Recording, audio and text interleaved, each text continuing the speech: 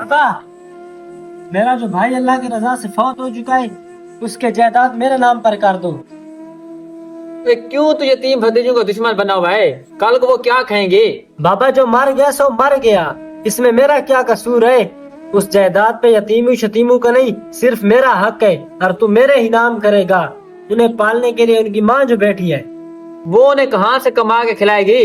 अल्लाह के बाद उनका इकलौता वारिस मैं हूँ। खुद कमाएगी और कहाँ से लाएगी? मेरा दिमाग ना खराब कर, मेरी आंखों से दफा हो जा, वरना ये कील मैं तेरे सर में ठोक दूंगा। अगर तुझे इतना भी शौक है ना, तो इस कौल की तशरीह करवा के आ। जो अल्लाह से डरे उससे ना डरो, जो अल्लाह से नहीं डरता उससे डरो। अब जा और इसकी तशरीह करवा के, मेरा दिमाग खराब ना कर। बगैरात कहीं का।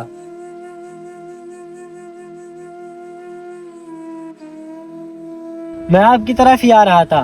क्यों भाई, खैरियत है? हाँ भाई, खैरियत है, बस बाबे ने जीना हराम किया हुआ है। आज उसने बड़ी अनोखी बात कर डाली।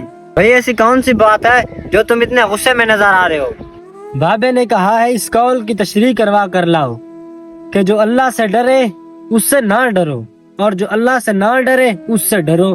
पता नहीं क्या मसले आते हैं इसमें, ये बात मेरी समझ में तो नहीं आ रही। तुम ऐसा करो, यही साथ इमाम साहब का घर है, उससे पूछ।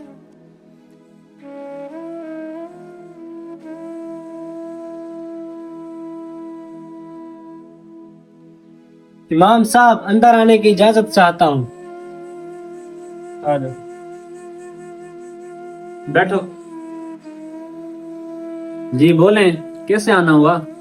इमाम साहब, एक कौल की तशरीह नहीं मिल रही, इसीलिए आया हूँ। वो कौल ये है कि जो अल्लाह से डरे उससे ना डरो, और जो अल्लाह से ना डरे उससे डरो। बेटा, इस कौल के दो मौजू हैं। पहला मौजू है कि जो अल्लाह से डरे उससे ना डरो, क्योंकि जो अल्लाह से डरता है वो किसी के साथ जुल्म और ज्यादती नहीं करता। ना तो वो जानी होता है और ना ही वो शराबी होता है। वो वही काम करता है जिसमें अल्लाह और उसके रसूल की रजा शामिल हो। वो ऐसा कोई काम भी नहीं करता जिससे अल्लाह और उसका रसूल नाराज हो। और वो हकूकुल इबाद का बहुत ज्यादा ख्याल रखता है, और ना ही वो यतीमों का हक खाता है, बल्कि वो तो उनके साथ हुस्न सलूक से पेश आता है और उनकी कफालत की जिम्मेदारी उठाता है।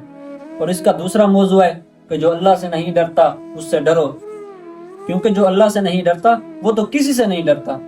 वो जुल्म और ज्यादतियां करता है, यतीमों का माल भी खाता है, उनके साथ नाइंसाफी भी करता है, बल्कि मुख्तसर मेरे हिसाब से वो हर गलत काम करता है। इमाम साहब, आपने बहुत अच्छी तशरीह फरमाई है। मैं भी अपने यतीम भतीजों की जायदाद हड़प करना चाहता था, लेकिन इस तशरीह को सुनकर मैं खुद से शर्मिंदा हूँ। इंशाअल्लाह आज के बाद मैं अल्लाह से डरने वालों में शामिल होने की कोशिश करूंगा, और आप भी मेरे हक में दुआ फरमा दीजिए। या रब्बुल आलमीन, उन्हें उन लोगों में शामिल कर दे जिन पर तूने अपना इनाम किया, और उन लोगों में शामिल मत कर जिन पर तूने अपना गजब किया। आमीन।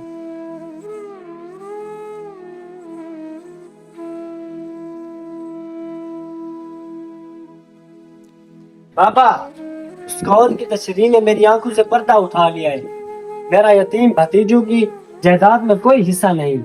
आज के बाद इंशाअल्लाह मैं उनकी कफालत की जिम्मेदारी उठाता हूँ, और इंशाअल्लाह उन्हें अपने बच्चों की तरह पाल पोस के बड़ा करूंगा। वाह मेरे शेर, मुझे आप पे फख्र हो रहा है। शाबाश मेरे बेटे।